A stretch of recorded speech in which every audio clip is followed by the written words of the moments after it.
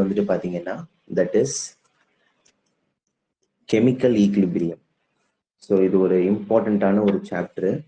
So இந்த சாப்டர்லேருந்து வந்துட்டு பார்த்தீங்கன்னாக்கா உங்களுக்கு ஜேஇ நீட் ஸோ அந்த மாதிரி ஒரு எக்ஸாமினேஷன்ஸில் உங்களுக்கு ஓவரால் வந்துட்டு பார்த்தீங்கன்னா ஒரு டூ கொஷின்ஸ் உங்கள்கிட்ட இதுலேருந்து எக்ஸ்பெக்ட் பண்ணலாம். சரியா? ஒரு நிமிஷம்.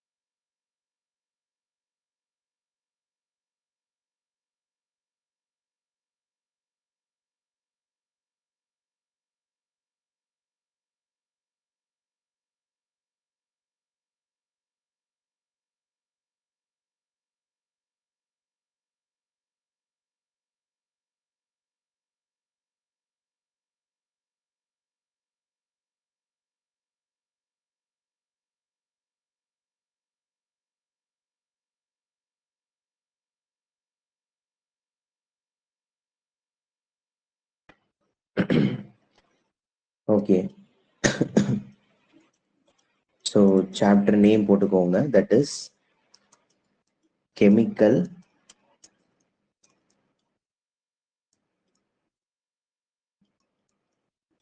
Equilibrium. So first of all இந்த சாப்டர்ல பொறுத்த வரைக்கும் உங்களுக்கு வந்துட்டு ஈக்லிபிரியம்னா என்ன அப்படிங்கிறத முதல்ல நீங்க என்ன பண்ணிக்கணும்னாக்க தெளிவா தெரிஞ்சு வச்சுக்கணும். ஏன்னா ஃபர்ஸ்ட் இது முதல்ல நீங்க தெரிஞ்சா மட்டும்தான் அடுத்தடுத்த பாயிண்ட்ஸ் வந்துட்டு உங்களுக்கு ஈஸியா தெரிய வரும். ஸோ ஃபர்ஸ்ட் என்னன்றதை நான் உங்களுக்கு சொல்லிடுறேன். ஸோ ஈக்லிபிரியம் அப்படின்னு சொன்னா இப்போ ஒரு ரியாக்ஷன்ஸ் வந்துட்டு விச் மீன்ஸ் இப்போ ஃபார் எக்ஸாம்பிள் வந்துட்டு இப்போ ஏங்கிற ஒரு ரியாக்டன்ட் இருக்கு. சரியா? இப்ப ஏங்கிற ஒரு ரியாக்டன்ட் இருக்கு. மெயினா இந்த ஈக்லிபிரியம் அப்படிங்கிற இந்த டேர்மை எந்த சிம்பிள்ல உங்களுக்கு சொல்லுவாங்க அப்படின்னு பாத்தீங்கன்னா இதுதான். ஓகேவா? ஸோ இதுலதான் வந்துட்டு அவங்க மீன் பண்ணுவாங்க. ஸோ ஈக்லிபிரியம் அப்படின்னு சொல்லிட்டாலே ஸோ இப்ப நம்ம யூஸ்வலா கெமிஸ்ட்ரியில வந்து நம்ம என்ன பண்ணுவோம், இந்த மாதிரி ஒரு ஆரோ மார்க் போடுவோம். இந்த ஆரோ மார்க்கை நம்ம யூஸ் பண்ணக்கூடாது. ஈக்லிபிரியமை பொறுத்த வரைக்கும் இதை தான் நம்ம யூஸ் பண்ணணும். சரியா? ஸோ இப்போ ஏ கிவ்ஸ் பி.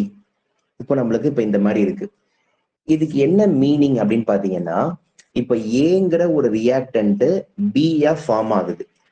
ஓகேவா? திரும்ப அகைன் பிங்கிற ஒரு ரியாக்டன்ட் அகைன் எனக்கு ஏவாவே கன்வெர்ட் ஆகுது. ஸோ இந்த மாதிரி இருக்கிற இந்த ரியாக்ஷனை நான் என்ன ரியாக்ஷன் சொல்லுவேன்னா திஸ் இஸ் ரிவர்சபிள் ரியாக்ஷன் சொல்றேன். This is reversible reaction. So இப்போ ஒரு ஏ வந்துட்டு பியா மாறுது, திரும்ப பி வந்துட்டு ஏவா மாறுது அப்படின்னா அது ஒரு ரிவர்சபிள் ரியாக்ஷன் தானே. இதை தான் நம்ம என்ன சொல்லுவோம்னாக்க ஈக்லிபிரியம் ரியாக்ஷன். ஸோ எல்லா பாயிண்ட்ஸையும் நோட் பண்ணு, நான் சொல்ற பாயிண்ட்ஸையும் நோட் பண்ணு, எழுதுற பாயிண்ட்ஸையும் நோட் பண்ணு. ரொம்ப ரொம்ப இம்பார்ட்டன்ட். சரியா? நான் ஷார்ட்டா தான் எல்லா விஷயத்தையும் நான் சொல்ல போறேன். ஓகே, உங்களுடைய காம்படிட்டிவ் லெவல் எக்ஸாமினேஷன்ஸுக்கும் சரி, டேர்ம் எக்ஸாமினேஷன்ஸுக்கும் சரி இது ரொம்ப யூஸ்ஃபுல்லா இருக்கும்.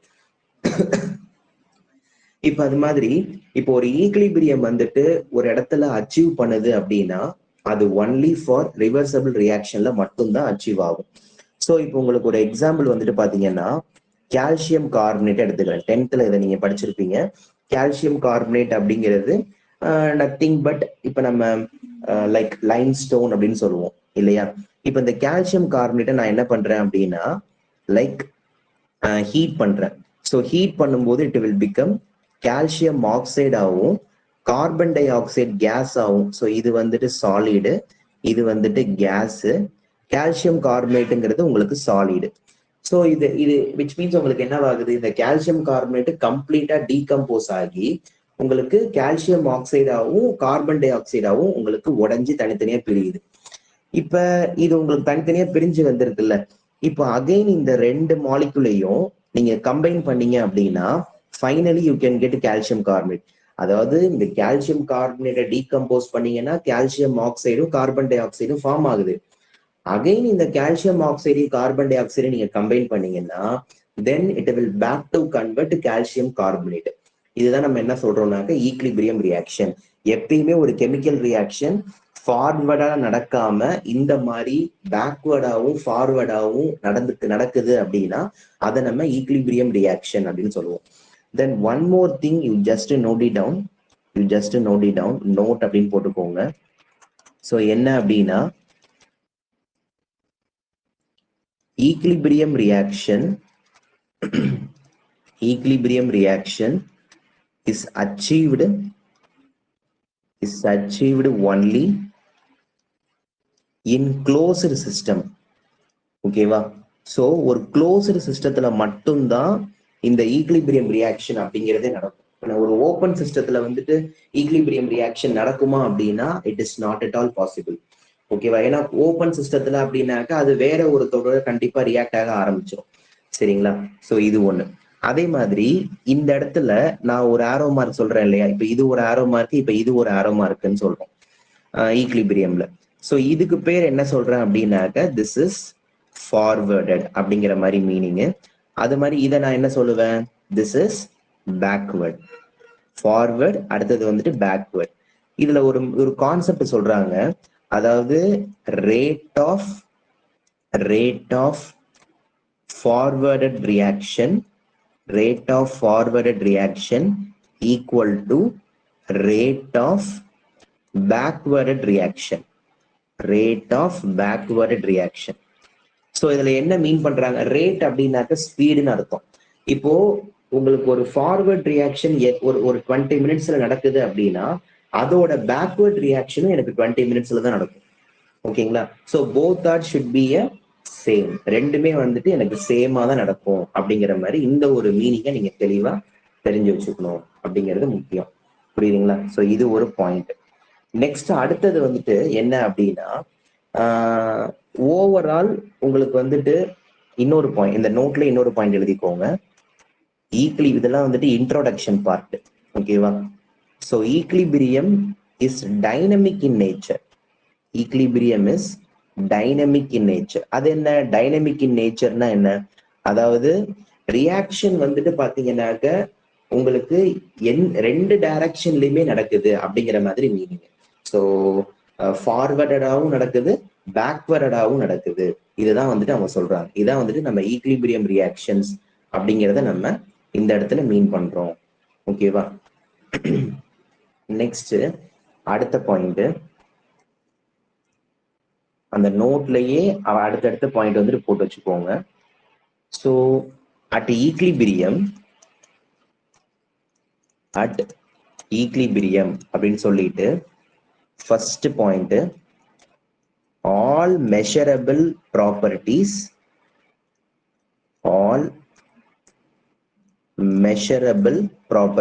அது என்ன, மெஷரபிள் ப்ராப்பர்ட்டிஸ்னா என்ன? மெஷரபிள் ப்ராப்பர்ட்டிஸ் அப்படின்னு சொல்லும் போது இப்ப நம்மளுடைய ரியாக்ஷனையோ இல்ல நம்மளுடைய சிஸ்டத்தையோ மெஷர் பண்றது, எதை வச்சுலாம் மெஷர் பண்ணலாம்? கான்சென்ட்ரேஷன்னா என்ன? இப்போ ஒரு ஆசிடே நம்ம எடுத்துக்கிறோம் அப்படின்னாக்க கான்சென்ட்ரேஷன் டைல்யூஷன் அப்படின்னு சொல்லுவோம். அது மாதிரி கான்சென்ட்ரேஷன், அது மாதிரி ப்ரெஷரு, நெக்ஸ்ட் வந்துட்டு வால்யூம், ஓகேவா? அதுக்கப்புறம் கலரு, நெக்ஸ்ட் டென்சிட்டி, நெக்ஸ்ட் அடுத்தது டெல்டா ஹெச். அப்படின்னாக்க நம்ம என்ன சொல்லுவோம்னா என்தால்பின்னு சொல்லுவோம். டெல்டா ஹெச்னாக்க என்தால்பி. அது மாதிரி டெல்டா எஸ் அப்படின்னாக்க தட் இஸ் என்ட்ரோபி அப்படின்னு சொல்லுவோம். டெல்டா ஜி அப்படின்னாக்க that is Gibbs free energy. Delta G அப்படின்னாக்க கிப்ஸ் ஃப்ரீ எனர்ஜி. ஸோ இதுல என்ன வந்துட்டு மீன் பண்றாங்க அப்படின்னு பாத்தீங்கன்னா, ஸோ இப்போ ஜென்ரலா என்தால்பி அப்படின்னு சொல்லிட்டா இதுக்கான மீனிங் வந்துட்டு எனர்ஜின்னு அர்த்தம். என்தால்பி அப்படின்னாக்க இதுக்கான மீனிங் வந்துட்டு எனர்ஜி அப்படிங்கிற மாதிரி அர்த்தம். நெக்ஸ்ட் என்ட்ரோபி அப்படின்னாக்க இதுக்கான மீனிங் வந்துட்டு ரேண்டம்னஸ் அப்படின்னு சொல்லுவாங்க. இப்போ ஒரு கேஸ் மாலிகுல்ஸ் எடுத்துக்கிட்டீங்க அப்படின்னு பாத்தீங்கன்னாக்க கேஸ் மாலிகுல்ஸ் வந்துட்டு உங்களுக்கு ஃபுல்லா எல்லா பார்ட்டிகல்ஸும் உங்களுக்கு அங்கங்க இருக்கும். ஓகேவா? ஸோ அதை நம்ம என்ன சொல்லுவோம்? ரேண்டம்னஸ். கரெக்டா? அதை நம்ம வந்துட்டு ஏன்னா எல்லா ஆட்டம்ஸும் இப்போ நீங்க ஒரு சாலிட்னு எடுத்துக்கிட்டீங்கன்னாக்க எல்லா ஆட்டம்ஸும் ரொம்ப பக்கத்துல இருக்கும். ஆனா கேஸ் மாலிகுல்ஸ்ன்னு சொல்லும் போது எல்லா ஆட்டமும் பக்கத்துல இருக்காது. ஸோ கொஞ்சம் தூரமா இருக்கும். அதுதான் நம்ம ரேண்டம்னஸ். என்தால்பின்னு சொல்லும் போது நத்திங் பட் எனர்ஜி தான். கிப்ஸ் ஃப்ரீ எனர்ஜி அப்படின்னா என்னன்னா இது வந்துட்டு ஒரு ஒர்க்கை கால்குலேட் பண்றது. பிசிக்ஸ்ல எல்லாம் ஒர்க் கால்குலேட் பண்ணுவீங்க. W minus P into delta வின்னு சொல்லுவீங்க. அது மாதிரி கிப்ஸ் ஃப்ரீ எனர்ஜின்னு சொல்லும் போது நம்ம இங்க ஒர்க்கை வந்துட்டு கால்குலேட் பண்ணுவோம். இப்போ இந்த டேர்ம்ஸ் எல்லாமே உங்களுக்கு எப்படி இருக்கும் அப்படின்னு பாத்தீங்கன்னா பிகம்ஸ் கான்ஸ்டன்ட் அப்படின்னு சொல்றாங்க. எப்ப ஒரு ஈக்லிபிரியம் ரியாக்ஷன் நடக்கும்போது, ஒரு ஈக்லிபிரியம் ரியாக்ஷன்ஸ் நடக்கும்போது என்ன சொல்றாங்கன்னா நம்மளுடைய இந்த எல்லா இப்ப இந்த concentration, pressure, volume, colour, density, enthalpy, entropy, Gibbs free energy இது எல்லாமே எனக்கு என்னவா இருக்கும்னாக்க கான்ஸ்டன்டா இருக்கும் அப்படிங்கிற மாதிரி மீன் பண்றாங்க. ஸோ இது ஒரு பாயிண்ட். அடுத்தது இதுல செகண்ட் பாயிண்ட், டெல் ஜி நம்ம என்ன சொல்றோம்? ஜீரோனாலுமே உங்களுக்கு என்ன சொல்லுவீங்க? கான்ஸ்டன்ட் தானே சொல்லுவீங்க. ஸோ டெல்டா ஜினாக்க நம்ம என்ன சொல்லுவோம்? திஸ் இஸ் இப்பதான் நம்ம சொல்லியிருந்தோம், this is Gibbs free energy. அதே டெல் ஜி நாட் அப்படின்னு சொல்லுவோம். இந்த மாதிரி நாட்னு மென்ஷன் பண்ணிட்டாலே அந்த இடத்துல நீங்க ஸ்டாண்டர்டுங்கிற வார்த்தையை யூஸ் பண்ணணும். Standard Gibbs free energy, standard Gibbs free energy. So இது எப்படி சார் கால்குலேட் பண்றது? Delta G not equal to minus RT லான் கேசி அப்படின்னு சொல்லுவாங்க. அது என்ன? ஆர்னா என்ன? ஆர் அப்படிங்கிறது it is universal gas constant. Universal gas constant. So இதோடைய வேல்யூ வந்துட்டு பாத்தீங்கன்னா 8.314 kilo joule per mole. But my suggestion while doing calculations 8.3ன்னு நீங்க வச்சுக்கிட்டு பண்ணீங்கன்னாலே ஆன்சர் கரெக்டா இருக்கும். சரியா? ஸோ அது மாதிரி டீங்கிறது வந்துட்டு பாத்தீங்கன்னா that is nothing but temperature. இந்த லான் அப்படிங்கிறது லாகோடைய ஒரு இனிஷியல் ஸ்டேஜ். இந்த லான் அப்படிங்கிறது லாகோடைய ஒரு இனிஷியல் ஸ்டேஜ். இந்த கேசி அப்படிங்கிறது தான் முக்கியம்.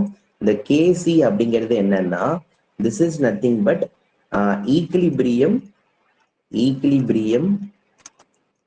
கான்ஸ்டன்ட். இந்த இடத்துல சிங்கிறது எதை குறிக்குதுன்னா கான்சென்ட்ரேஷனை குறிக்குது. சிங்கிறது கான்சென்ட்ரேஷன். இப்ப கான்சென்ட்ரேஷன் அப்படின்னாக்க நம்ம என்ன பண்ணுவோம்? இப்போ வந்துட்டு இப்போ ஜென்ரலா வந்துட்டு பாத்தீங்கன்னாக்க இப்போ ஒரு ரியாக்ஷன் வந்துட்டு 40 கான்சென்ட்ரேஷன்ல இருக்கு, 20 கான்சென்ட்ரேஷன்ல இருக்கு. ஸோ அந்த மாதிரி சொல்லுவோம் பாத்தீங்களா? ஸோ அதை தான் வந்துட்டு இந்த இடத்துல மீன் பண்றாங்க. சரிங்களா? இப்போ இப்போ இந்த ரியாக்ஷனுடைய ஒரு கிராஃப் மட்டும் ஒரு ஜென்ரலா நம்ம பார்த்துருவோம். இப்போ ஒன்றும் இல்லை. இப்போ ஃபர்ஸ்ட் இப்போ இந்த மாதிரி ஒரு சின்ன ஒரு பாக்ஸ் போட்டுக்கோங்க. ஸோ கீழே இருக்கிறது எக்ஸ் ஆக்சஸ். சும்மா இது எக்ஸ் ஆக்சஸ், இது ஒய் ஆக்சஸ். ஸோ இந்த இடத்துல வந்து நான் என்ன பண்றேன்னா this is reaction coordinate. Reaction coordinate இது வந்துட்டு டெல்டா ஜிக்கு, ரியாக்ஷன் கோஆர்டினேட்டுக்கும் டெல்டா ஜிக்கும் நான் வரைகிறேன். இப்ப ஒரு ரியாக்டன்ட் வந்துட்டு இருக்கு. ஒரு ரியாக்டன்ட் வந்துட்டு பாத்தீங்கன்னா ஸோ ஃபர்ஸ்ட் டெல்டா ஜில ஸ்டார்ட் பண்ணி இது வரைக்கும் நீங்க கொண்டு போறீங்க. அதுக்கப்புறம் ப்ராடக்ட் வந்துட்டு பாத்தீங்கன்னா இப்படி ஏறுது. புரியுதுங்களா? நீங்க நல்லா தெரிஞ்சீங்கன்னா தெரியும். ரியாக்டன்ட் வந்துட்டு நான் ஆரோ மார்க் எப்படி போடுறேன்னு பாருங்க. ஏன் சார்? ஏன்னா ரியாக்டன்ட் கொஞ்சமா உங்களுக்கு என்ன ஆகுது? ப்ராடக்டா மாறுது. அப்ப ப்ராடக்டோட கான்சென்ட்ரேஷன் அதிகமாகும்ல. இப்ப இது ரெண்டும் சேருது பாத்தீங்களா? இந்த பாயிண்ட் தான் நான் என்ன சொல்றேன்னா ஈக்லிபிரியம். சரிங்களா? ஸோ இது வந்து இந்த லைன் வந்துட்டு பாத்தீங்கன்னா ரியாக்டன்ட்டுக்கான லைனு. ஸோ இது வந்துட்டு பாத்தீங்கன்னா ப்ராடக்ட்டுக்கான லைன். ஸோ அப்போ இந்த ரெண்டு லைன் உங்களுக்கு ஒன்னா சேருது பார்த்தீங்களா? ஸோ இதை தான் நான் என்ன சொல்றேன் அப்படின்னாக்க திஸ் இஸ் ஈக்லிபிரியம் அப்படின்னு சொல்றேன். புரியுதுங்களா? ஸோ இதுக்கான நிறைய கிராஃப் இருக்கு. உங்க கொஸ்டின்ஸ்ல வந்துட்டு எப்படி வேணுமோ கிராஃப்ல கேட்கலாம். So I will tell you. So what are the others for graph அப்படின்னு பார்க்கும்போது இந்த மாதிரி ஒரு கிராஃப் வரைஞ்சுக்கோங்க. நான் எல்லா பாசிபிலிட்டியும் கொடுக்குறேன். It will be very useful for your examination.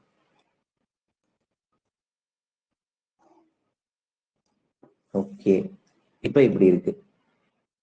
இது எல்லாத்துலயுமே வந்துட்டு பாத்தீங்கன்னா யாருக்கு யாருக்கும் கிராஃப் வரைகிறேன்னா கான்சென்ட்ரேஷனுக்கும் டைமுக்கும் வரைகிறேன். கான்சென்ட்ரேஷனை சிஓஎன்சின்னு போடுறேன். கான்சென்ட்ரேஷனுக்கும் டைமுக்கும். ஏன்னா கிராஃப் எல்லா டைமும் ஒரே மாதிரியே வருமா அப்படின்னாக்க தெரியாது. ஸோ அதனாலதான் நான் வந்துட்டு பாசிபிலிட்டி கான்சென்ட்ரேஷனுக்கும் டைமுக்கும். இப்ப கவனிங்க. இப்ப ஃபர்ஸ்ட் ஒரு கிராஃப். இப்ப முதல்ல ஃபர்ஸ்ட் ஸ்டார்டிங் வந்துட்டு நம்மளுக்கு ரியாக்டன்ட்ல இருந்து ஸ்டார்ட் பண்றோம். இப்படி போகுது. நெக்ஸ்ட் அடுத்தது ப்ராடக்ட். ஓகேவா? இப்ப இது வந்துட்டு எனக்கு ஈக்லிபிரியமா அட்டைன் பண்ணுமா? இப்ப இது வந்து நம்மளுக்கு ரியாக்டன்ட், இது வந்து நம்மளுக்கு ப்ராடக்ட் கான்சென்ட்ரேஷன், இது ரியாக்டன்ட் கான்சென்ட்ரேஷன். சரியா? இப்போ இந்த இடத்துல வந்துட்டு பாத்தீங்கன்னாக்க இது ஈக்லிபிரியமா அட்டைன் பண்ணுமா அப்படின்னா, இப்போ இதோட இன்க்ரீசிங் இருக்குல்ல, இதுவும் நெக்ஸ்ட் இதுவும், இந்த ரெண்டு பாயிண்ட்டும் என்ன சொல்றாங்கன்னா திஸ் இஸ், ஏன்னா இது ரெண்டும் தானே உங்களுக்கு அட்டைன் ஆகுது. This is equilibrium stage. இதுவும் ஒரு ஈக்லிபிரியம் ஸ்டேஜ். அதே மாதிரி இந்த கிராஃப பாருங்களேன். இது ஒண்ணு, திரும்ப இது ஒண்ணு. இப்ப இப்படி இருந்துச்சுன்னா இந்த பாயிண்டையும் இந்த பாயிண்டையும், சோ இதை ஒன்னா சேர்க்கிறோம் அப்படின்னாக்க திஸ் இஸ் ஈக்லிபிரியம் ஸ்டேஜ்.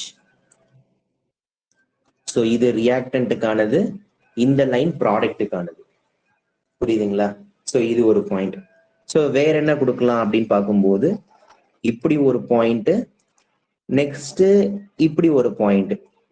இப்ப இந்த இடத்துல இது ரெண்டும் ஒன்னாவே சேர்ந்துருச்சு.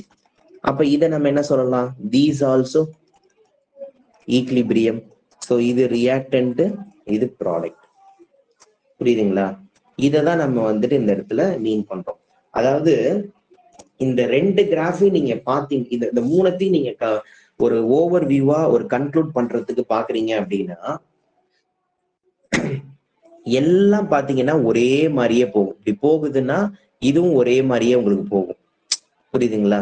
சோ இதுதான் நம்ம இந்த ஈக்லிபிரியம் அப்படின்னு நம்ம சொல்றது. பட் ஆனா சப்போஸ் நான் வந்துட்டு இப்ப இந்த மாதிரி ஒரு கிராஃப் வரைஞ்சுக்கிறேன். இப்ப இந்த கிராஃப்ல சப்போஸ் எனக்கு இப்படி ஒண்ணு, நெக்ஸ்ட் இப்படி ஒண்ணு. இப்ப இதை நம்ம ஈக்லிபிரியம்னு சொல்ல முடியுமா அப்படின்னா நாட் அட் ஆல் பாசிபிள். ஏன் அப்படின்னு சொல்லும் போது, ஏன்னா இந்த லைன் வேற மாதிரி போகுது, இந்த லைன் வேற மாதிரி போகுது. ஏன்னா இது ஏன்னா இப்ப இந்த இடத்துல நீங்க வந்துட்டு சேர்க்கவே முடியாது. இப்ப இந்த லைன் இந்த பாயிண்ட் நம்ம பார்க்கலாமான்னா இதை பார்க்க கூடாது. புரியுதுங்களா? சோ இது வந்துட்டு நோ ஈக்லிபிரியம். புரிஞ்சுதுங்களா? சோ இதை தெளிவா தெரிஞ்சுக்கோ. அடுத்தது இந்த ஈக்லிபிரியம் உங்களுக்கு 2 டைப்ஸா பிரிக்கிறாங்க. 2 டைப்ஸ் ஆஃப் ஈக்லிபிரியம். சோ என்னெல்லாம் இருக்கு அப்படின்னு பாத்தீங்கன்னா, ஃபர்ஸ்ட் ஒன் ஹோமோஜீனியஸ் ஈக்லிபிரியம் அப்படின்னு சொல்றோம். Homogeneous equilibrium. அது என்ன ஹோமோஜீனியஸ் ஈக்லிபிரியம் அப்படின்னா என்ன அப்படின்னு பார்க்கும்போது, ஸோ ஜென்ரலா வந்துட்டு ஒரு ஈக்லிபிரியம் அட்டைன் பண்ணணும் அப்படின்னா ஹோமோஜீனியஸ்னாலே உங்களுக்கு சேம். ஸோ அப்போ சேம் அப்படின்னு சொல்லும் போது உங்களுக்கு ரியாக்டன்ட்டும் சரி அண்ட் ப்ராடக்டும் சரி. ரியாக்டன்ட் ப்ராடக்ட் ரெண்டுமே உங்களுக்கு எப்படி இருக்கணும்னாக்க சேம் ஃபேஸ்ல இருக்கணும். அது என்ன சார் ஃபேஸ்னா என்ன? ஃபேஸ் அப்படிங்கிறது சாலிடு, இல்லைனாக்க லிக்விடு, இல்லைனாக்க கேஸ். இப்போ சே ஃபார் எக்ஸாம்பிள், பட் ஆனால் that should be a equilibrium condition. It is not in arrow. இதுல ஒரே ஆரோ மார்க்ல இருக்கக்கூடாது. ஃபார் எக்ஸாம்பிள் இப்போ N2 இருக்கு. N2ங்கிறது ஒரு கேஸ். அதே மாதிரி H2 இருக்கு. H2ங்கிறதும் ஒரு கேஸ். இது ரெண்டும் சேர்ந்து உங்களுக்கு என்ன ஃபார்ம் பண்ணுதுன்னா 2NH3 ஃபார்ம் பண்ணுது. கரெக்டா? அப்போ உங்களுக்கு அமோனியா பாத்தீங்களா, இது எல்லாமே உங்களுக்கு என்னவா இருக்கு? கேஸ். அப்போ இதை நம்ம என்ன சொல்லிடலாம்? ஹோமோஜினியஸ் ஈக்லிபிரியம்னு சொல்லலாமா? அண்ட் ஒன் மோர் திங், இது ஒரு ஃபெமிலியரான ப்ராசஸ். இதை நம்ம என்ன சொல்லுவோம்னா ஹேபர் ப்ராசஸ் அப்படின்னு சொல்லுவோம். ஹேபர்ஸ் ப்ராசஸ் அப்படின்னாக்க to preparation of ammonia. So நம்ம எடுத்துக்கக்கூடிய நைட்ரஜன், நம்ம எடுத்துக்கக்கூடிய ரியாக்டன்ட்டும் ப்ராடக்ட்டும் ஒரே மாதிரியே இருக்க போகுது. இப்போ இன்னொரு ஒரு எக்ஸாம்பிளும் இருக்கு. H2ங்கிறது ஒரு கேஸ், Br2 அதுவும் ஒரு கேஸ். இது ரெண்டும் சேர்ந்து 2HBr ஃபார்ம் பண்ணுமா? பிகாஸ் 2 HBr இருக்கு. So these also gas. So இதுவும் வந்துட்டு ஹோமோஜீனியஸ் ஈக்லிபிரியம். நெக்ஸ்ட் அடுத்தது வந்துட்டு பாத்தீங்கன்னா CH3COOH, இதுக்கு பேர் அசட்டிக் ஆசிட்னு சொல்லுவோம். இது லிக்விட் ஃபார்ம்ல தான் இருக்கும்.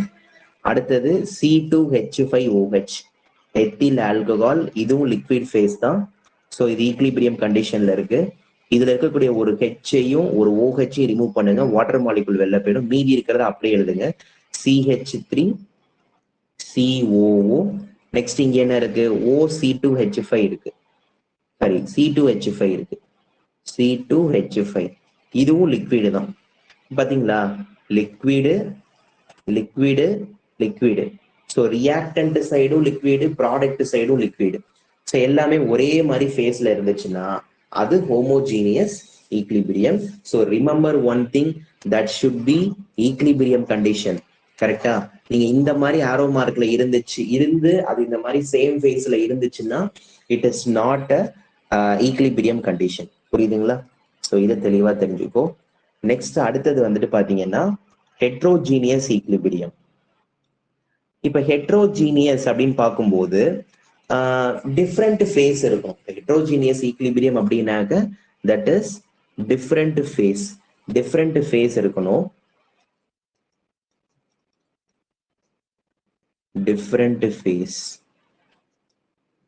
டிஃப்ரெண்ட் ஃபேஸ்னா இப்போ ஒன்னு வந்துட்டு சாலிடாவும் ஒன்னு வந்துட்டு லிக்விடாவும். இப்போ for example calcium carbonate, limestone இருக்கு, அது யூஸ்வலாவே சாலிடு தான். இதை ஈக்லிபிரியம் பண்றீங்க, இதை ஹீட் பண்ணும்போது கால்சியம் ஆக்சைடாவும் கார்பன் டை ஆக்சைடாவும் ஃபார்ம் ஆகுது. கால்சியம் ஆக்சைடுங்கிறது சாலிடு, கார்பன் டை ஆக்சைடுங்கிறது கேஸ். சி, இது சாலிடு, இது கேஸ், வேற வேற phase. So it is heterogeneous equilibrium. Next 2Hi எடுத்துக்கிறேன், ஹைட்ரஜன் அயோடிக் ஆசிட். இது சாலிட்ல இருக்கும். இதை நீங்க ஹீட் பண்ணும்போது, டீகம்போஸ் பண்ணும்போது ஹைட்ரஜன் கேஸாவும் அயோடின் சாலிடாவும் ஃபார்ம் ஆகுது. See, solid gas, different phase. So இந்த மாதிரி இருந்துச்சுன்னா திஸ் இஸ் ஹெட்ரோஜீனியஸ் ஈக்லிபிரியம் அப்படின்னு சொல்றாங்க. இன்னும் அடுத்தது இன்னும் தெளிவா இந்த ஆக்சுவலா டைப்ஸ் நம்ம ஈக்லிபிரியம் 2 டைப்பா பிரிக்கிறோம். அகைன் இன்னும் ஒரு 3 டைப்பா வந்துட்டு ஈக்லிபிரியமா பிரிக்கிறாங்க. எப்படி பிரிக்கிறாங்கன்னா physical equilibrium, chemical equilibrium, ionic equilibrium அப்படின்னு மொத்தம் 3 விதமா இதை பிரிக்கிறாங்க. ஸோ அதுல ஃபர்ஸ்ட் வந்துட்டு பாத்தீங்கன்னாக்க physical equilibrium. So physical equilibrium அப்படின்னு பார்க்கும்போது இதுல நம்ம என்ன மீன் பண்றோம் அப்படின்னு பாருங்க. விச் மீன்ஸ் ஈக்லிபிரியம் வந்துட்டு உங்களுக்கு பிசிக்கல் ப்ராசஸ்லயோ இல்ல பிசிக்கல் சேஞ்சோ அந்த இடத்துல நடக்கணும். But that should B a equilibrium. அது என்ன சார் பிசிக்கல் ப்ராசஸ் பிசிக்கல் சேஞ்ச்னா என்ன சொல்லுவீங்க அப்படின்னா, இப்போ உங்களுக்கு வந்துட்டு ஒரு ஐஸ் இருக்கு. ஒரு ஐஸ் வந்துட்டு பாத்தீங்கன்னாக்க யூஸ்வலா என்ன ஃபார்ம்ல இருக்கும்? சாலிடு ஃபார்ம்ல இருக்கும். இப்போ அந்த ஐஸை நீங்க ஹீட் பண்ணும்போது that will going to melt together. So அது ஃபுல்லா உங்களுக்கு மெல்ட் ஆகுது. அப்ப மெல்ட் ஆகும்போது it will converted into liquid. So அப்போ ஒரு சாலிட்ல இருந்து லிக்விடா மாறுது அப்படின்னா அதை வந்து நான் என்ன சொல்றேன்? Physical change. சரிங்களா? அப்போ அந்த ஈக்லிபிரியம் உங்களுக்கு அதுல என்ன சொல்றாங்க? ஈக்லிபிரியம், நான் ஈக்லிபிரியம் EQN போடுறேன். ஈக்லிபிரியம் நீங்க ஃபுல்லா எழுதிக்கோங்க. Equilibrium achieved in physical process. Equilibrium achieved in physical process. So physical ப்ராசஸ்ன்னு சொல்லலாம், இல்லைன்னா பிசிக்கல் சேஞ்சுன்னு சொல்லலாம். ஓகேங்களா? ஸோ இப்போ ஃபார் எக்ஸாம்பிள் வந்துட்டு பாத்தீங்கன்னாக்க உங்களுக்கு ஒரு வாட்டர் எடுத்துக்கிறேன். இப்போ ஒரு வாட்டர் எடுத்துக்கும் போது அது சாலிட் ஃபேஸ்ல இருக்கு. அப்ப அதை நம்ம ஐஸ்ன்னு சொல்லலாம். ஸோ இதை நான் வந்து நல்லா ஹீட் பண்ணும்போது it will going to melt again. So it will converted into liquid. So அது வாட்டரா உங்களுக்கு மாறுது. ஸோ ஒரு ஐஸ் வந்துட்டு வாட்டரா மாறுதுன்னா அப்ப அந்த ஒரு சாலிட்ல இருந்து லிக்விடா மாறுதுங்கிற மாதிரி தானே அர்த்தம். இப்ப இன்னொரு எக்ஸாம்பிள் வந்துட்டு கேம்ஃபர், சூடம் இல்லையா? இப்ப வீட்டுல எல்லாம் வந்துட்டு பூஜைக்காக யூஸ் பண்ணுவோம். கேம்ஃபர் வந்துட்டு யூஸ்வலா என்னவா இருக்கும்? சாலிடு. அதை ஓப்பன் ஸ்பேஸ்ல வைக்கும் போது it will converted into camphor, it is gas. கேஸை கன்வெர்ட் ஆகி மேல போயிடும். ஏன்னா சப்ளிமேஷன் ரியாக்ஷன் படிச்சிருப்பீங்க இல்லையா? ஸோ அதுதான் அது. ஓகேவா? இது பிசிக்கல் ஈக்லிபிரியம். இப்ப அதே வந்துட்டு பாத்தீங்கன்னாக்க கெமிக்கல் ஈக்லிபிரியம் அப்படிங்கிறது இருக்கு.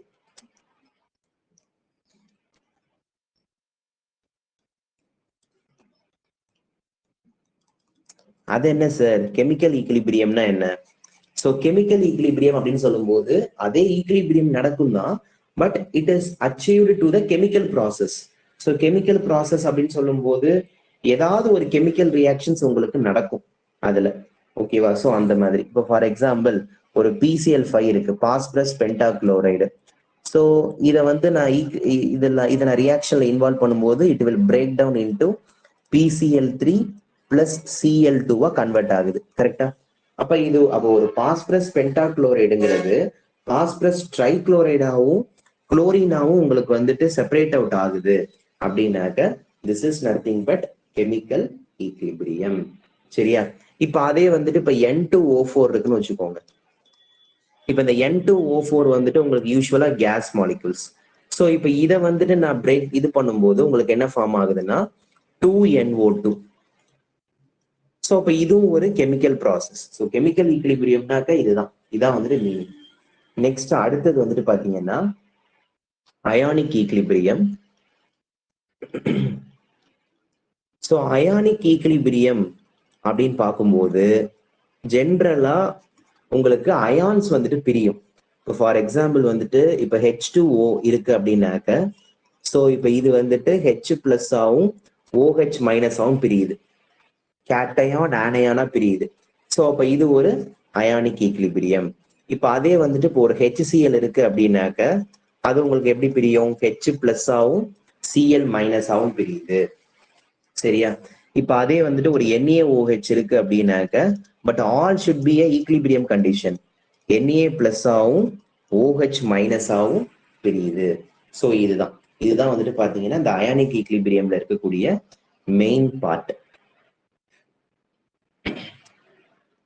ஒரு விஷயம் இது நல்லா தெரிஞ்சுக்கணும். இந்த ஈக்லிபிரியம் ஸ்டேட் வந்துட்டு உங்களுக்கு வந்துட்டு பாத்தீங்கன்னா எந்த விதமான அப்சர்வேஷன் சேஞ்சஸும் உங்களுக்கு நடக்கிறத கண்ணில் பார்க்க முடியாது. ஏன்னா அது எல்லாமே ஒரு நேச்சரை நம்மளுக்கு வந்துட்டு இப்ப அந்த ஒரு விஷயம் நடக்கிறது. ஓகேவா? இப்ப நம்ம என்ன பண்றோம்? இப்ப நம்மளுடைய பாடியிலே வந்துட்டு பாத்தீங்கன்னாக்க ஈக்லிபிரியம் ரியாக்ஷன்ஸ் நடந்துகிட்டு தான் இருக்கு டெய்லி. இப்போ நம்மளுக்கு வந்துட்டு கார்பன் டை ஆக்சைடு கேஸை வெளியில விடுறோம், திரும்ப ஆக்சிஜன் கேஸை உள்ள இன்ஹேல் பண்றோம். அப்ப இந்த ப்ராசஸ் வந்துட்டு ஃபார்வர்ட் பேக்வேர்டா உங்களுக்கு வந்துட்டு நடந்துகிட்டே இருக்கு. கரெக்டா? உங்களுக்கு இந்த ரியாக்ஷன்ஸ் வந்துட்டு உங்களுக்கு என்ன பண்ணிட்டே இருக்குன்னா நடந்துகிட்டே இருக்கு. ஸோ இதைதான் வந்துட்டு அந்த இடத்துல மீன் பண்றாங்க. அடுத்த concept reversible reaction, irreversible reaction தனியா நீங்க இந்த மாதிரி ஒரு டேப்லெட் காலம் போட்டுக்கோங்க. ரிவர்சபிள் ரியாக்ஷன், இர்ரிவர்சபிள் ரியாக்ஷன் போட்டுக்கோ. நான் ஃபர்ஸ்ட் வந்துட்டு ரிவர்சபிள் ரியாக்ஷன் அப்படின்னு போடுறேன். ஃபர்ஸ்ட் ரிவர்சபிள் ரியாக்ஷனுக்கான அந்த காலம்ல எழுதிக்கோங்க. ரிவர்சபிள் ரியாக்ஷன் அப்படின்னு சொல்லும்போது ஒரு கெமிக்கல் ரியாக்ஷன் வந்துட்டு ப்ராடக்டா ஒரு ரியாக்டன்ட் ப்ராடக்டா கன்வெர்ட் ஆகும். அகைன் ப்ராடக்ட் வந்துட்டு ரியாக்டன்டா கன்வெர்ட் ஆகும். கரெக்டுங்களா? ஸோ அதான் ரிவர்சபிள் ரியாக்ஷன். எழுதி வச்சுக்கோ. chemical reaction in which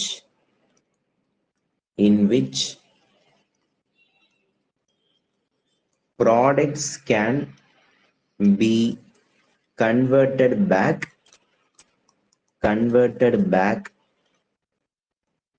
into reactant. சரிங்களா? ஸோ அது ரியாக்டன்டா கன்வெர்ட் ஆயிடுது. அப்போ ஒரு எக்ஸாம்பிளுக்கு நம்ம என்ன சொல்லலாம்னாக்க ஹேபர்ஸ் ப்ராசஸ் எடுத்துக்கலாம். N2 + 3H2 equilibrium condition, 2NH3 மாறுது. சரியா? அடுத்த கான்செப்ட் நெக்ஸ்ட் வந்துட்டு பாத்தீங்கன்னாக்க இது ஃபார்வர்டும் ப்ரொசீட் ஆகுது, பேக்வர்டும் ப்ரொசீட் ஆகுது. ப்ரொசீட் இன் forwarded as well as backward direction. சரியா? நெக்ஸ்ட் இன்னொரு விஷயம் நம்ம ஆல்ரெடி சொல்லியிருந்தோம். ஜென்ரலா ஒரு ரிவர்சபிள் ரியாக்ஷன்னாலே அது ஈக்லிபிரியம் தான். அது உங்களுக்கு எதுல மட்டும்தான் நடக்கும்? Occurs in closed container. Closed கண்டெய்னர்ல மட்டும்தான் அது நடக்குது. சரியா? நெக்ஸ்ட் அடுத்த பாயிண்ட் வந்துட்டு பாத்தீங்கன்னாக்க ரியாக்டன்ட் வந்துட்டு பாத்தீங்கன்னாக்க it never completely converted into products. Reactant வந்துட்டு are never completely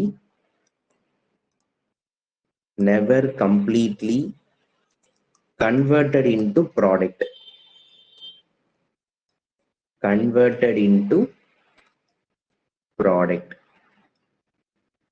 சரிங்களா? ஸோ ரிவர்சபிள் ரியாக்ஷனை பொறுத்த வரைக்கும் இதுதான் கான்செப்ட். ஸோ மெயின் திங்கா நம்ம பார்க்கும்போது இந்த விஷயத்த நம்ம தெளிவா தெரிஞ்சு வச்சுக்கோங்க. இப்ப அதே வந்துட்டு இர்ரிவர்சபிள்ல நம்ம சொல்ல வேண்டிய பாயிண்ட் எழுதி வச்சுக்கோம்.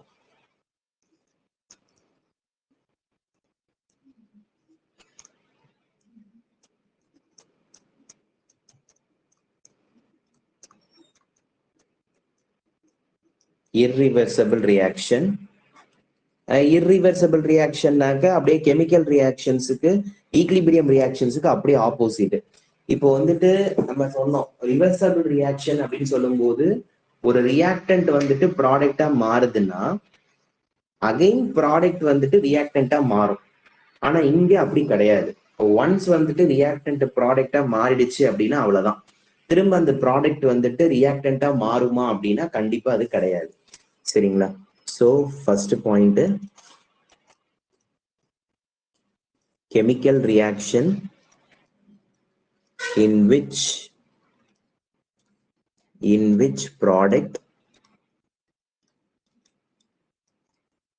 cannot be converted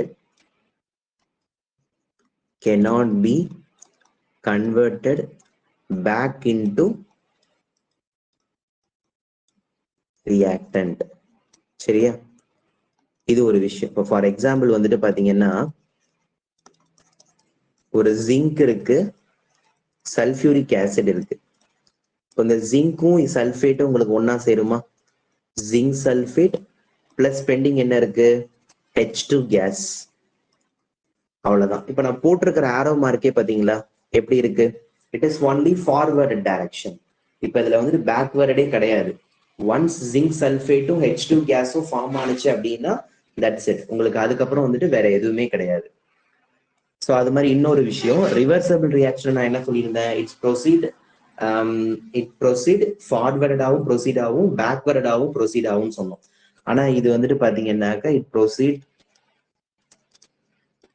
proceed only one direction. ஒரே டைரக்ஷன்ல மட்டும்தான் இது ப்ரொசீட் ஆகுது. அததான் நம்ம என்ன சொல்றோம் அப்படின்னாக்க ஃபார்வர்டு டைரக்ஷன். அதுதான் நான் என்ன சொல்றேன்னா ஃபார்வர்ட் டைரக்ஷன். சரியா? அது மாதிரி ரிவர்சபிள் ரியாக்ஷனை நான் க்ளோஸ்டு கண்டெய்னர்ல தான் நடத்தணும்னு சொன்னேன். ஆனா இதை வந்துட்டு பாத்தீங்கன்னாக்க it is possible for open closed கண்டெய்னர்லயுமே நடக்கும், ஓப்பன் கண்டெய்னர்ல பாசிபிள், க்ளோஸ்லயும் நடக்கும். ஓகேவா? க்ளோஸ்லயும் நடக்கும். அது மாதிரி அட்டைன் ஈக்லிபிரியம். பட் இது வந்துட்டு பாத்தீங்கன்னாக்க do not attain equilibrium.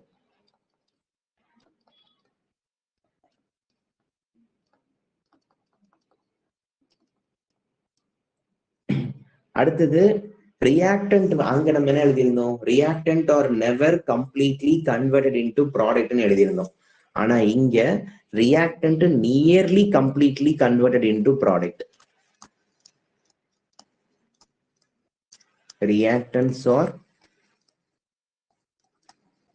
Nearly completely converted into products.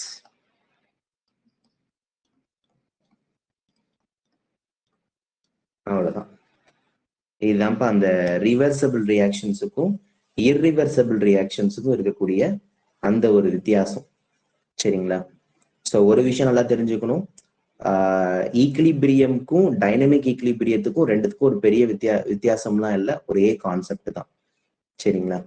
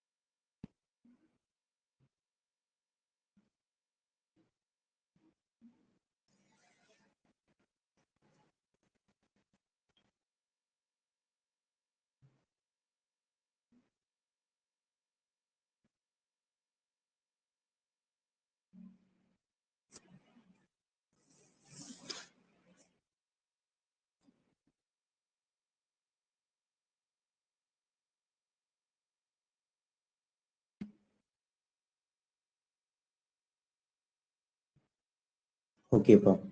So ஒரு சில இன்ஃபர்மேஷன் மட்டும் நான் கொடுக்குறேன், இதை ஜஸ்ட் நோட் பண்ணிக்கோங்க. இதெல்லாம் ஒரு சில பேசிக்கான ஒரு இன்ஃபர்மேஷன், இதெல்லாம் தெரிஞ்சுக்கிட்டா தான் பின்னாடி வந்து நம்ம ப்ராப்ளம்ஸ் போடும்போது ஈஸியா இருக்கும். சரிங்களா? ஸோ நோட் அப்படின்னு போட்டு எழுதிக்கோங்க. இந்த கான்சன்ட்ரேஷன் அப்படிங்கிறது இருக்குல்ல, concentration is represented by concentration is represented by this square bracket. இப்போ இங்க வந்துட்டு சம்திங் எது வேணுமோ இருக்கலாம், நான் இங்க எக்ஸ்ன்னு கொடுக்குறேன்.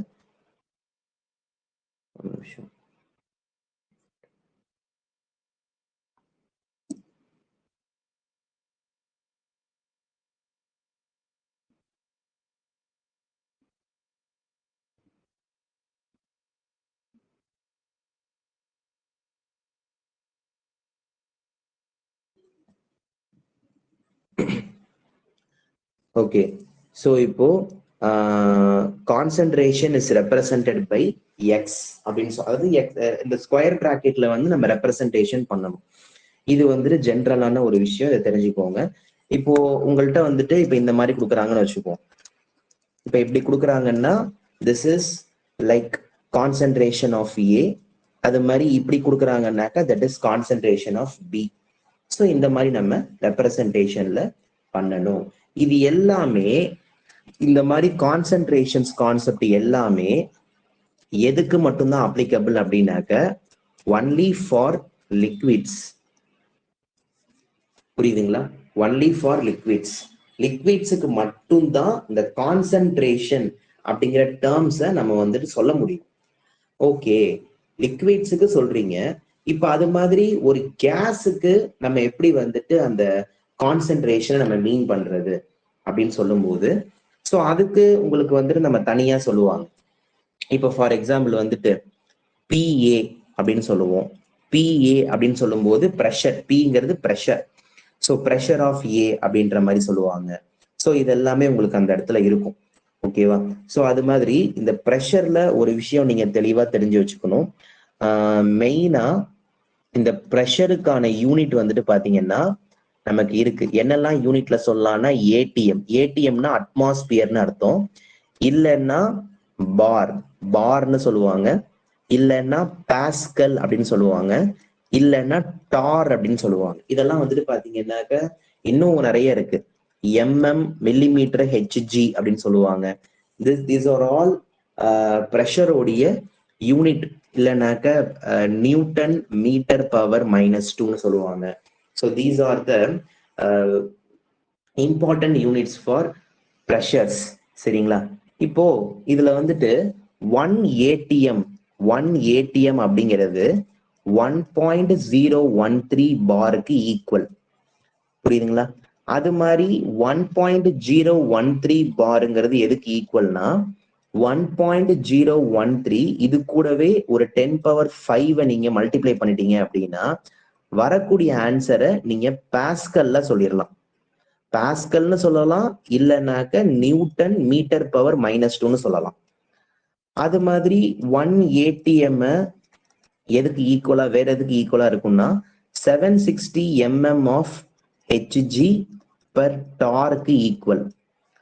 அது மாதிரி வேற எதுக்கு ஈக்குவல் அப்படின்னாக்க இதை அப்படியே சென்டிமீட்டரை மாத்தணும்னாக்க 76 ஒன்றும் இல்லை, 760 டிவைட் பை 100 போட்டீங்கன்னாக்கா உங்களுக்கு கிடைச்சிரும்.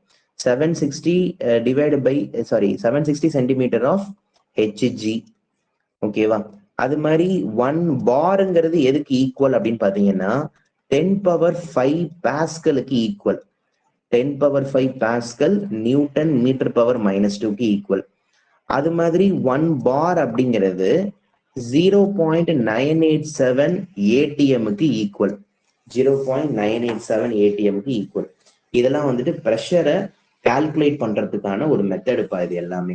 இதை நீங்க தெளிவா தெரிஞ்சு வச்சுக்கணும். It is very very important, very important. Okay,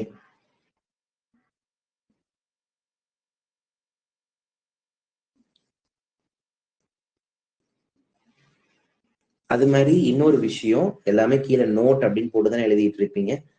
அதுலதான் ஃபுல்லா போட்டு நீங்க எழுதணும். சரியா? இன்னொரு விஷயமும் எழுதிக்கோங்க. ஃபார் ஆக்டிவ் மாஸ்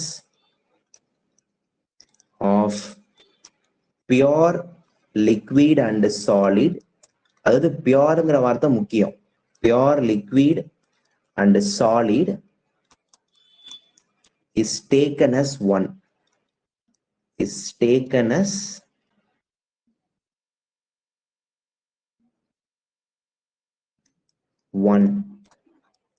ஓகேவா? சோ ஒரு ஆக்டிவ் மாஸ் அப்படின்னா ஏன் அதை வந்துட்டு 1ன்னு எடுத்துக்கிறாங்க அப்படின்னா, பிகாஸ் அந்த ரெண்டத்தோடைய எப்படி சொல்றது, அந்த ரெண்டத்தோடைய மீனிங்குமே ஒரு ஒரு சொல்யூஷன் ஒண்ணு ஃபார்ம் ஆகணும் அப்படின்னா கண்டிப்பா ஒரு சொல்யூட்டும் ஒரு சால்வெண்ட்டும் தேவைப்படும். சோ இது ரெண்டுமே சேர்ந்து உங்களுக்கு 1 அப்படிங்கிறத தெரிஞ்சுக்கணும். சரிங்களா? அதே மாதிரி இன்னொரு விஷயம், ஒரு பியோர் லிக்விடு ஒரு பியோர் சாலிடோடைய ஆக்டிவ் மாஸ்னா அதோடைய மாஸ் தான் நம்ம சொல்றாங்க. அது வந்துட்டு ஒரு அந்த சாலிடு அந்த லிக்விடோடைய எவ்வளவு அமௌண்ட் இருக்கு அதை வந்துட்டு டிபெண்ட் பண்ணி இருக்க போறது கிடையாது. ஸோ அமௌண்ட்னு சொல்லும் போது இப்போ ஃபார் எக்ஸாம்பிள் வந்துட்டு பாத்தீங்கன்னா, உங்களுக்கு ஒரு எக்ஸாம்பிள் சொல்றேன். ஒரு பியோர் வாட்டர் இருக்கு. இந்த பியோர் வாட்டருடைய மாஸ் எவ்வளவு சொல்லுவீங்க? 18 சொல்லுவீங்களா? எப்படி கால்குலேட் பண்றதுங்கிறது உங்களுக்கு தெரியும். ஆக்சிஜனுடைய மாஸ் நம்பர் எவ்வளவு? 16. ஹைட்ரஜனுக்கு 1, 2 ஹைட்ரஜன் இருக்கு. ஸோ 18. சரிங்களா? இப்ப இதுதான் இதோடைய ஆக்டிவ் மாஸ். இப்ப நான் 1 லிட்டர் வாட்டர் எடுத்துக்கிட்டாலும் மாஸ் 18 தான். 10 லிட்டர் வாட்டர் எடுத்துக்கிட்டாலும் மாஸ் 18 தான்.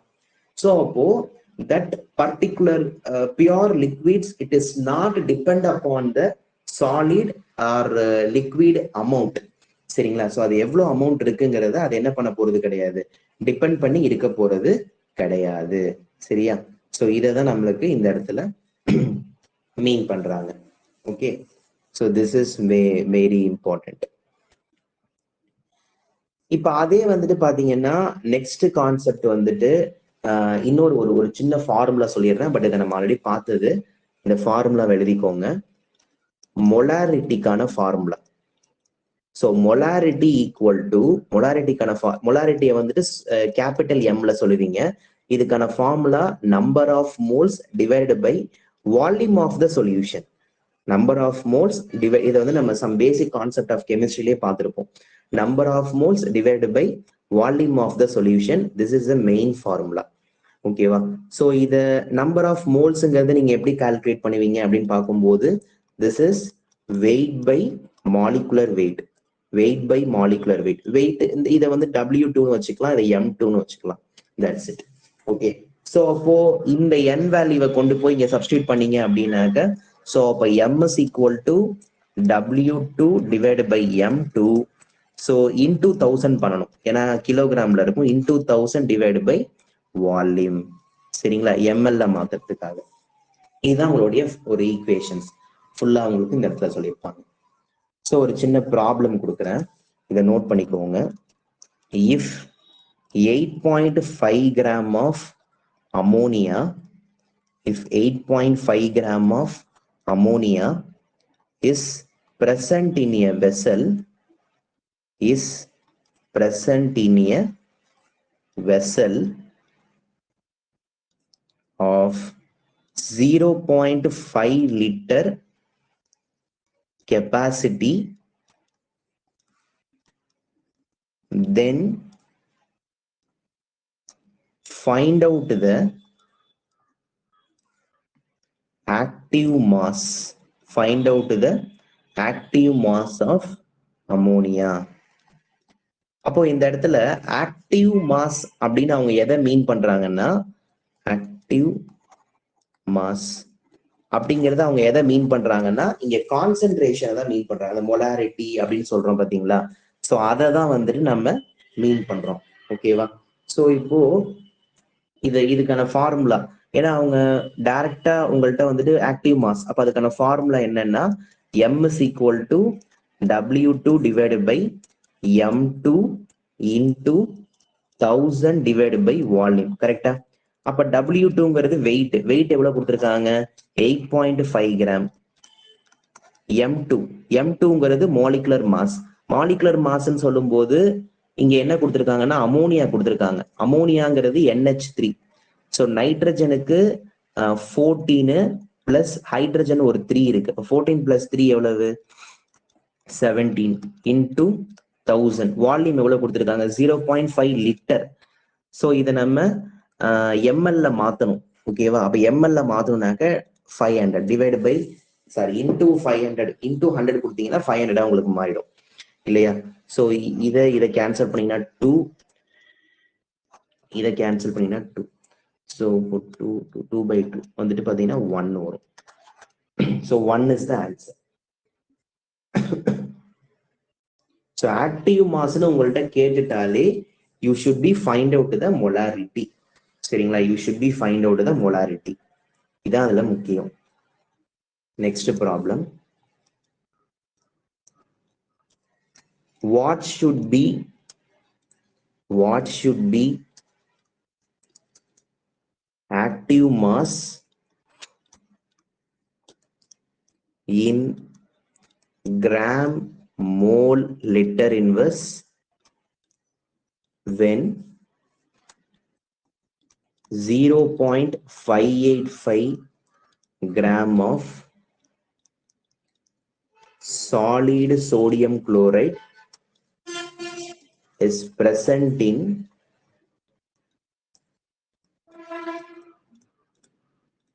100 ml of aqueous solution. So இப்போ இதுக்கு வந்துட்டு நம்ம எப்படி மீன் பண்ணலாம், இப்போ இதை நம்ம எப்படி, இப்போ இங்கேயே வந்துட்டு பார்த்தீங்கன்னாக்கா what should be active mass அப்படிங்கிற மாதிரி தான் கொஸ்டின் கேட்குறாங்க.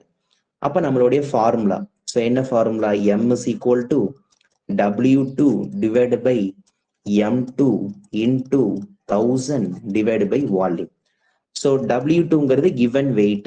ஸோ வெயிட் எவ்வளவு கொடுத்துருக்காங்க, 0.585.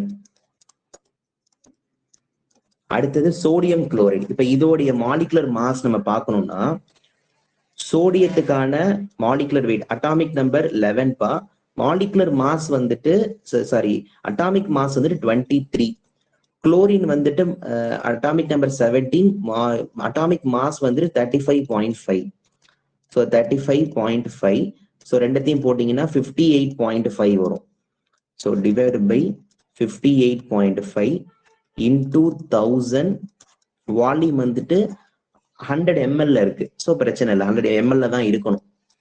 ஸோ என்ன பண்ணுவீங்க, உங்களுக்கு ஓவராலா வந்துட்டு பார்க்கும்போது சைஃபர், 2 சைஃபருக்கு 2 சைஃபர் கேன்சல் பண்ணிடலாம். அண்ட்